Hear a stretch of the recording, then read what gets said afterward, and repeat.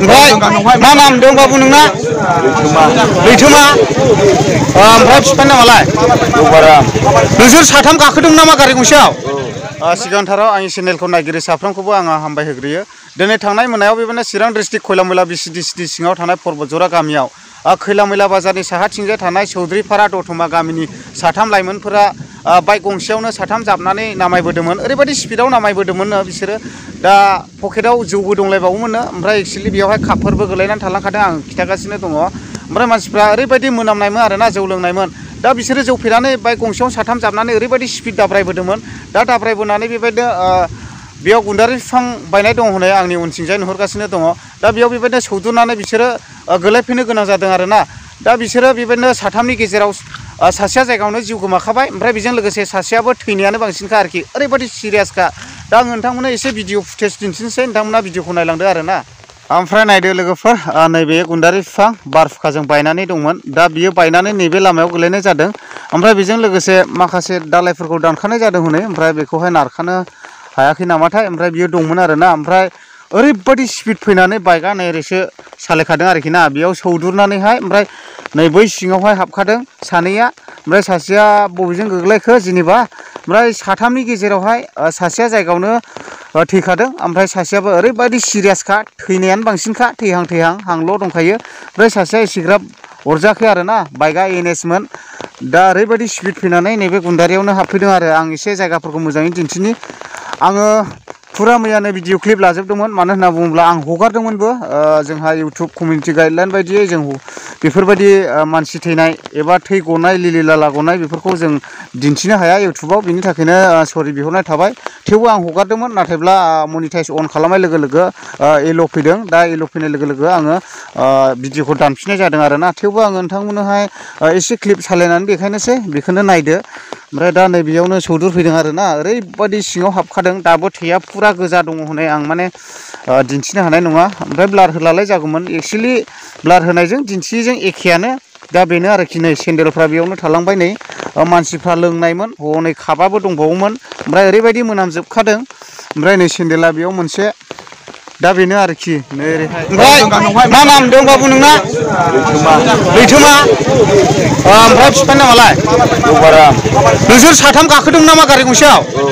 ओमफ्राय सोर सालायदोंमोन? ओमफ्राय नामायबोदोंमोन ना माथो? हा?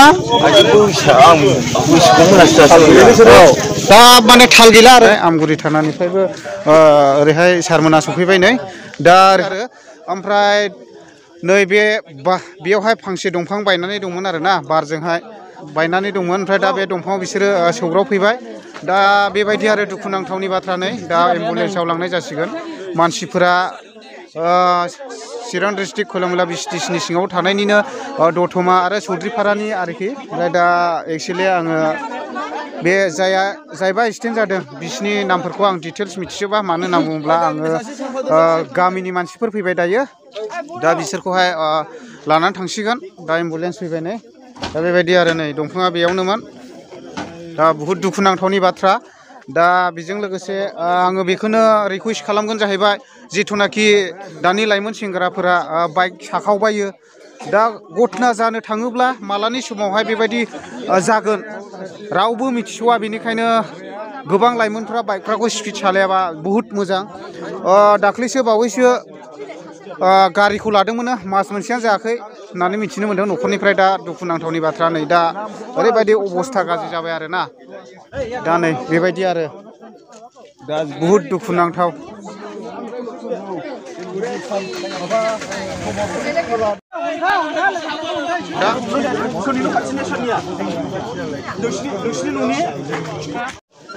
दा ओरैहाय एम्बुलेन्स गारि सफैबावबाय नै।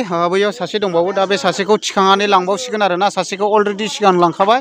ओमफ्राय दा एक्सुवेलि गारियाखौथ' दाख्लैसो बायखादोंमोननो। दा बिमा बिफानाव ओरैबायदि गारि बिबाय। दा बिमा बिफाया अननायजों गारिफोरखौ होबाय। दा नायदो ओरैबायदि दाहा गालाङो आरोना बिमा बिफाफोरखौ। नै दा ओरैबायदि सुख'नो हायि दाहा। दा बेनिखायनो आंनिफ्राय मोनसे रिकुवेस्ट खालामहरनाय, जेसेबांनाखि लाइमोनफोर गारि सालायग्रा, दा अननानै गारिफोरखौहाय ओरैबायदि स्पिड सालायाब्ला मोजां आरोखि ना। गावनि थाखायनो सेफटि। दा ओरैबायदि दा बेफोरबायदि जाथाया बबे समाव मा जागोन बेखौहाय माने मानसिया हमदांस्लाबनो हाया आरोना। दा आं बेखौनो बुङो जायफोरा गारि सालायो स्पिड सालायो राफ सालायो दा एसे गारिफोरखौहाय स्ल' सालायोब्ला गावनि थाखायनो ओरैबायदि सेफटि दा आं बेखौनो बुङो आरोना दा लास्टआव आङो बेखौनो बुंगोन जाहैबाय जिथुनाखि जेसेबांनाखि लाइमोन सेंग्राफोर लोंनानै जानानै सालायो खायफा बायदिया ड्राग्स लानानैबो सालायो गारिफोरखौ दा एक्चुवेलि गारिफोरखौ बेबायदि सालायाब्ला गावनि थाखायनो बहुत मोजां आरोखि ना दा गावबा गावनिनो सेफटि जायो आरोखि दा बेखौनो आङो रिकुवेस्ट खालामो दानि फैबाय थानाय जेसेबांनाखि लाइमोन जोहोलाव आरो सिख्लाफोरानो जाया मानो जेसेबांनाखि गारि बाइकफोर ड्राइभ खालामो प्लिज अननानैहाय गारिफोरखौहाय स्पिडआव सालायालाबानो एसे स्ल' सालायोबा मोजां दा बेफोरबायदि घटनाफ्रा जेन जायि बायदि आरोना दा आंनिफ्राय बेखौनो रिकुवेस्ट खालामहरनाय थाबाय आरोना